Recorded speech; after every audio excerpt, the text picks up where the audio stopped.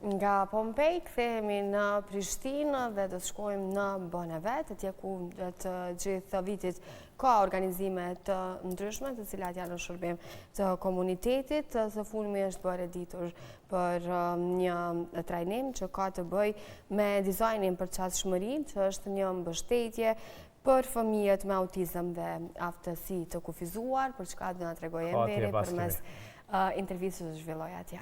Përshëndetje Enver.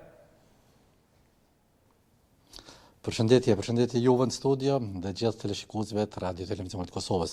E përmendet shumë mirë që Bonevet si organizat vërtet janë shumë aktiv dhe ushtrojnë projekte të ndryshme gjithmonë në dobi të komunitetit. E një i tillë do bëhet pas 2 dite që quhet dizajni për qasshmëri. Është një program i cili nëpërmjet teknologjisë të quaj ashtu do mundohet të krijohen disa prej atyre pajisjeve që mund të ndihmojnë njerëzit me nevojë. Por për gjitha këto do të na tregon Veron Perçuku, e cila është psikologe edhe njëra prej përgjegjësve të këtij programi. Veron, fillimisht mirë se erdhe në emisionin e Pasdites. Mirë se u gjej, faleminderit për ftesën. Kënaqësi me qenë sot këtu. Thotë projekti ishte dizajni për qasshmëri. Për çfarë bëhet fjalë? Ngjashëm qysh mundet me na e botë qartë edhe emri, ideja kryesore e këtij trajnimi përkatësisht punëtorie është që me mrim me ftu një audiencë të re kryesisht, me kuptu se sa i rëndësishëm është dizajni edhe sa kena në fuqi si dizajnues aktiv të përditshëm me kriju një sistem që mundohet m'ja përshtat vendin ku jetojna të gjithë individëve përkatësisht fëmijëve pa dallime në aspektin fizik ose ndërtimit të sistemit. Që shëtësa këtë dhjo, punëtoria pritet të mbahet pikërisht me 15 janar, duke filluar nga ora 1 në midisët të Bonevet Prishtinës.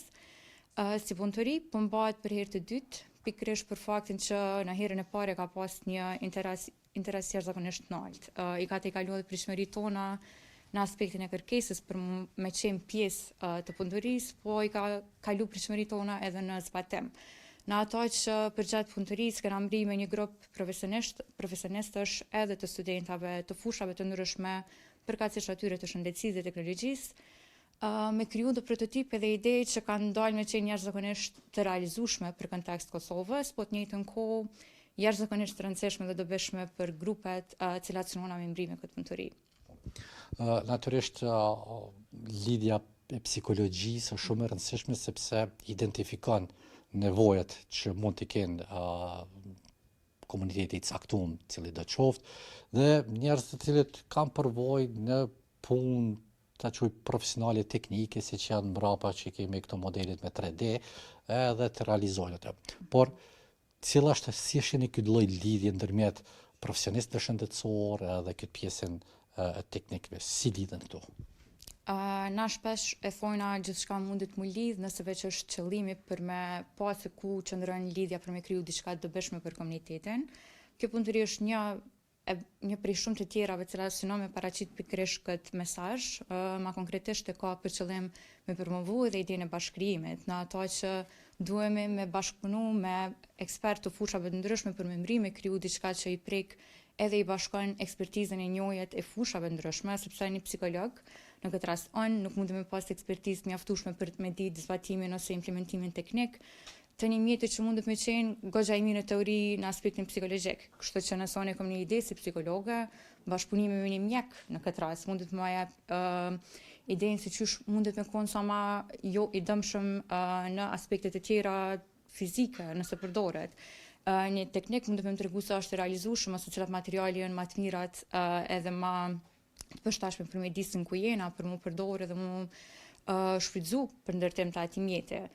Mandej për referona konstant në kujtesë sa të folë punëtorisë së fundit, mundin me na vy dizajner grafik që na tregon që është dok me e bukur, sepse kur po flas për një dizajn më dok i bukur, një kam domosdoshmërisht të referu estetikës përditshme që na referohemi si diçka të bukur, po idesh që një mjet mundet me qenë praktik edhe në njëjtën kohë mos me cënu dinjitetin e një individi kur përdoret. Për shkak se kjo punëtori mundohet me kriju do mjete që përdoren prej 2 target grupeve kryesore, që janë fëmijët me autizëm dhe në të njëjtën kohë kemi edhe personat me aftësi të kufizuara funksionale në përditshmëri.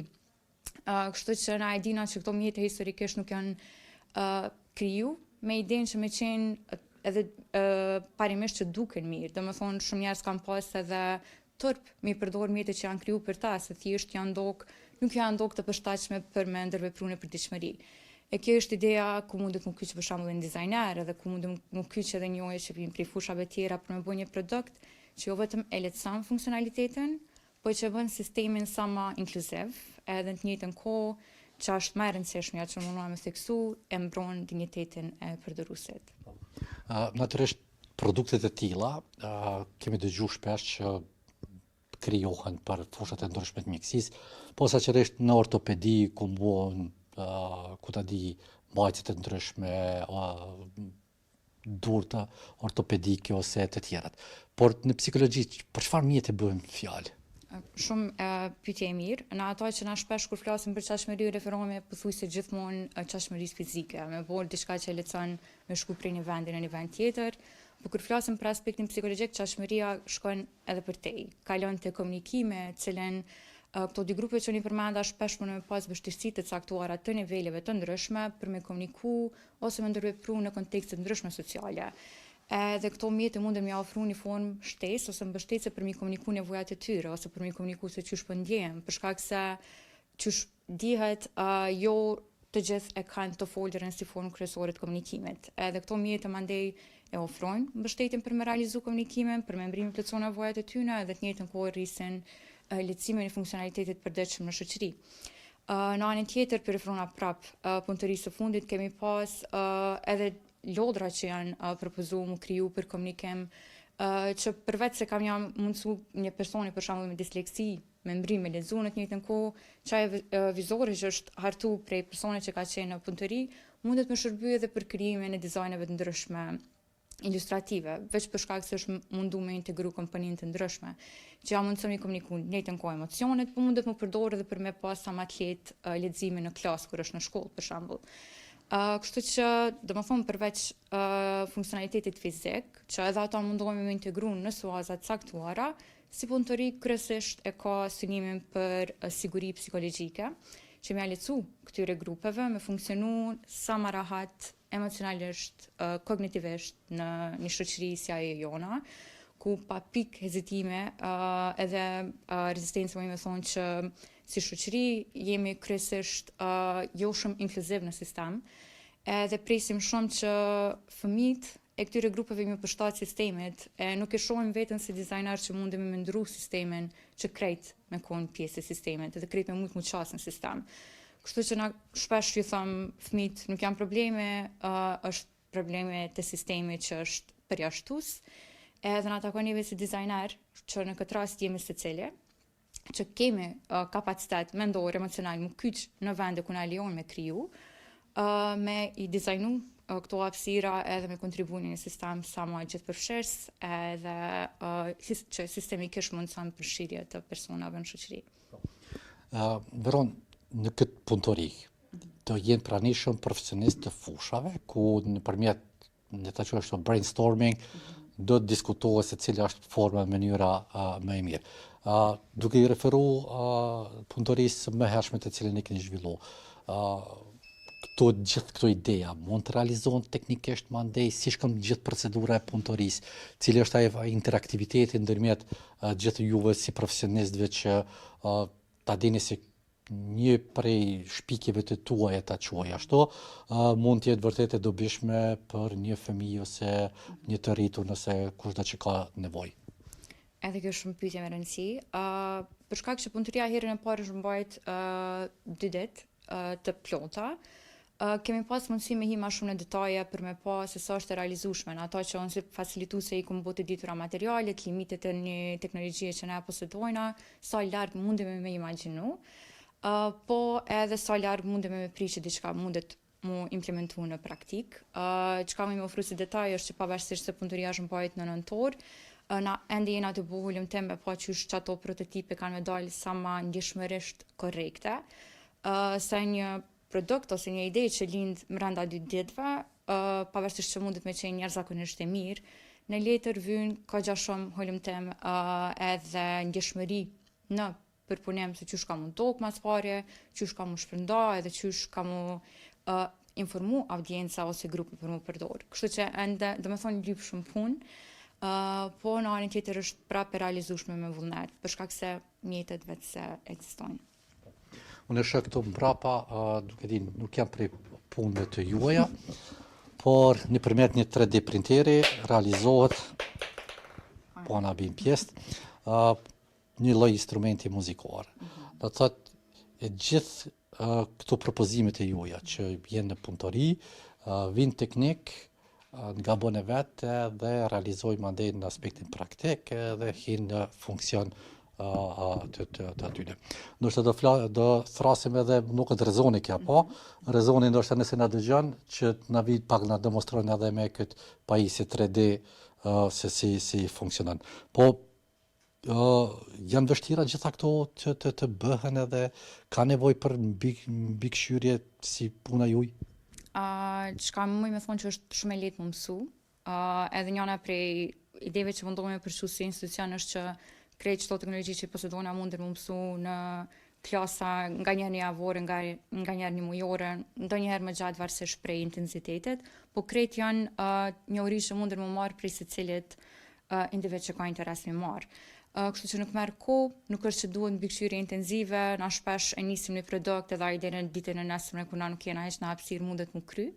Për shkak se teknologjia është e tillë që para programohet, në ato që vendoset një fajl i caktuar, edhe mandej printimi veç realizohet i pavarur prej mbikëqyrësit.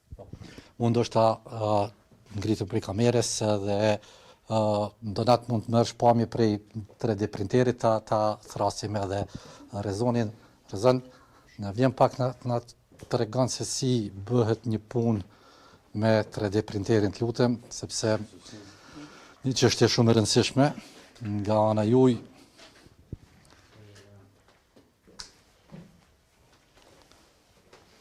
Rezon, kjo është një makineri, çfarë është? Kjo është makineri Prusa, është një lloj 3D printerave që faktikisht i 3D printojmë vetë. Është në rregull. Këtu shihet që janë disa komponenta që vetëm janë 3D printuar prej materialit plastikës që shihet këtu, ku e ka një trashësi tjetër, mbërrin te pjesa nozzle, shkrihet edhe në temperaturë më të madhe zvogëlohet edhe bëhet më holl, edhe kështu fillon dizajni që rresht të printohet. Është vështirë kështu të punohet me ta?